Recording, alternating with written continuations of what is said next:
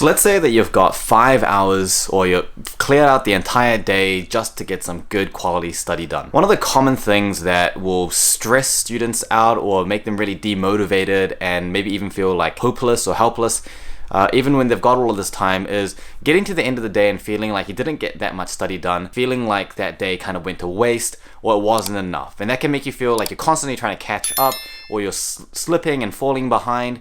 And it can be very demotivating and very difficult. So let me share with you some of the approaches and strategies that I use to make sure that I'm getting the most out of every single session of study that I have, especially when I've got a long day ahead of me and I know that I want to get as much stuff done in the day as possible. It may be quite rare for you to be able to find a whole day where you can just set aside time and then be able to just, focus on work without having to worry about anything else. And when those days do come, you want to be able to grab them and really use them effectively. So one of the first things is understanding that it's not easy to get fast at doing something like studying in terms of the actual processing speed.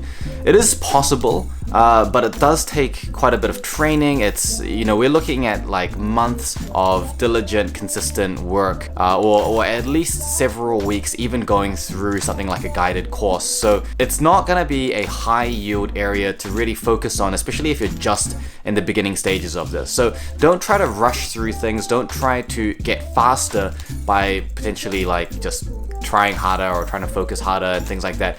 Yeah, there might be a bit of an improvement, but it's not going to be the thing that makes the big difference. The thing that makes the bigger difference is actually understanding where time gets wasted. What are the things that you're doing that prevent you from getting as much done as possible? And there are a few things that are quite common to be major barriers. One of the first ones is declining focus and concentration throughout the day as you're just getting progressively more and more tired. One of the techniques that I use constantly for this is my Optimize for Focus rest timing, which I have another video about. You can check that one out.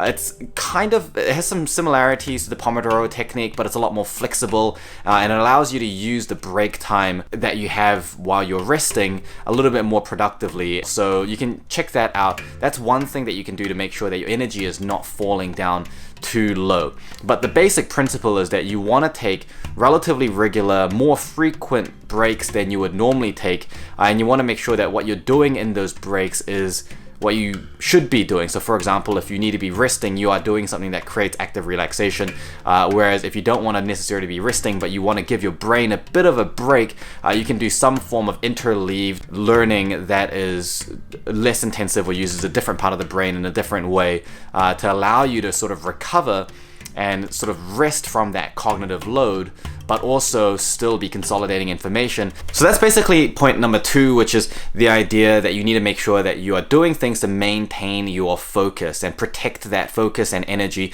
One of those things being the Optimize for Focus rest timing. And another thing is just like getting rid of distractions. So for example, if you know that you're going to get distracted on your phone, put it on Do Not Disturb mode. Do very simple things like that, creating an environment for yourself where you're less likely to get distracted. If you know that there are loud people around you, grab something like some AirPods or some kind of headphones or something that you can just plug into your ears, play some white noise or something like that so that you can create a focus zone for yourself. You may even want to invest in like a, one of the things that I've got in my office is I've got a dressing screen, one of those. It's just like a fold out screen. You can actually use one of those and sort of partition your room to create more of a kind of like a mini room inside a room, like almost like a cubicle type environment. And so just increasing your focus, those things cost like 10, 20 bucks, but actually it provides you really great utility. So there are, various things like this that you can do just to maintain your focus. And this is something that shouldn't be underestimated, because anyone that's tried to just do a single long study session, you will know that by the end of it, you can often be quite exhausted.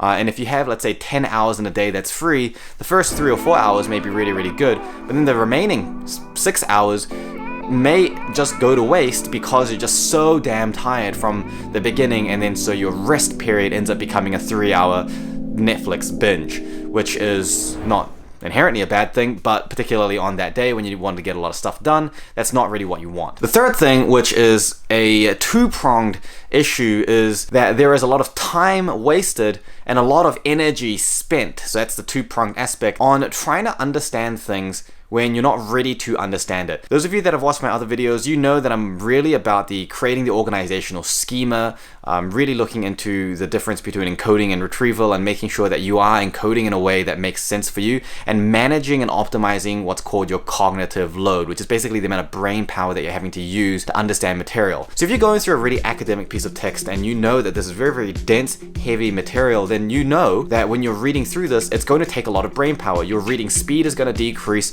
your processing ability is going to slow down, and it's going to be much slower and more of a struggle to get through it. You may spend 3 or 4 minutes just understanding 1 or 2 sentences just because it's so detailed and so deep. And the idea here is that you don't necessarily need to be processing it in that order. There are ways of processing especially big groups of information that make it easier for you. So learning has something that's often called a snowballing effect, where the more you know, the easier it is to learn more about it. So if you have a topic that you know absolutely nothing about, it's very difficult to start learning about it because you don't know where to start. You don't have many points of references. You don't have other examples that you can relate it to. Everything is just new, novel information, so your brain doesn't really know what to do with it.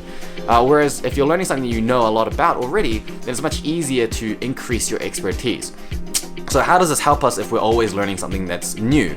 Well, what we can do is we can break up that whole new topic into several different layers of detail or difficulty. And so this layering approach is one of the fundamental principles that you can actually apply in many other techniques. And those of you that are going through my course will know that this approach comes up constantly, and a lot of the examples that I give on my videos, I'm using this, and actually this is kind of the default way that I go through things, is layering the information. So instead of going from the beginning of the topic to the end of the topic and trying to get a lot of detail in that sort of linear direction from beginning to end, what I'll do is I'll learn the information kind of vertically.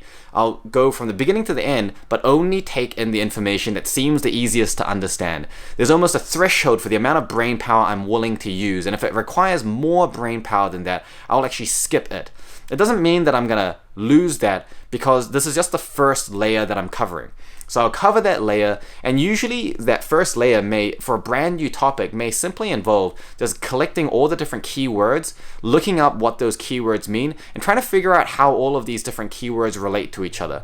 Once I've got that, I have the ability to start creating some more what I call organizational schemas. And once you've got your first couple schemas laid down, you'll find that it's a lot easier to go through that topic. So something that would have normally taken you 20 minutes to understand, when you do it in your third layer rather than your first layer, then it might only take you 2 or 3 minutes to understand, because it's just more straightforward. You have more information that you can draw on. So it's a very smart and it's a very efficient way of not only saving time, but saving energy. And going through something like 100 pages of a textbook without doing this is overwhelming and daunting, and you're going to easily overload the cognitive capacity of your working memory. Your working memory can only hold so much information at a time, and the amount that you forget from it is usually very quick. You're forgetting information from there in the space of seconds or minutes. You're not going to be able to hold on to all of that information and really process it and make something meaningful out of it. And you'll find that it's really difficult to create schemas of information, and you'll find it's really difficult to encode it into your long-term memory, because there's just so much information to work with, and you'll get that feeling of overwhelm, and you'll have to have multiple different iterations of revision to try to figure out how it works. And this is the reason why a lot of people only really get how the information works and it clicks for them right before a test or an exam. This is because they haven't been creating that schema. But we can actually flip that. We can create the schema first, we can create the organization first, and we can layer the learning on top of it. This is one of the principles that I've talked about in many of my other videos. It'll be familiar to you if you've gone through them before. And those of you that are wanting to know my start to end process on exactly how to use the techniques to do this in real practice for real subjects, feel free to check out the link below in the description to see the course that I've got that goes through exactly that. But anyway, these are just a few tips to help you make the most out of a long session so that by the end of the day you're actually covering as much as possible, you're making use of that time, you're not completely exhausted and drained, and ultimately you're using your rare big single session study day in the most effective way possible without it feeling overwhelming and daunting. The thing about learning is that it's a very complicated thing, and a lot of people out there try to oversimplify it, and there are some things that you can understand simply, but there are some things that are genuinely very complicated, and it's difficult to explain in a single 10 or 20-minute video. So what I try to do in my videos is go through them in a way that allows you to gain a better understanding of how learning works and how the techniques can wrap around various aspects of how we know the brain works without being overwhelmed in a single go. So one of the consequences of that might be that certain things that I explain, I'm not able to explain them in the full level of depth and full level of detail and as much technicality as it really deserves, but then it will just be like a 4-hour long video going through everything. And indeed, that's why the course that I've created is so extensive and comprehensive. But if there are certain things that you are particularly interested in me diving into more deeply, please leave me a comment, because there are just so many different elements to talk about and to discuss, and I'm happy to make videos about them, but I'll be relying on you to guide me in terms of what is the thing that you really want the advice about. So again, thanks for watching. I appreciate your support, and I will catch you in the next one.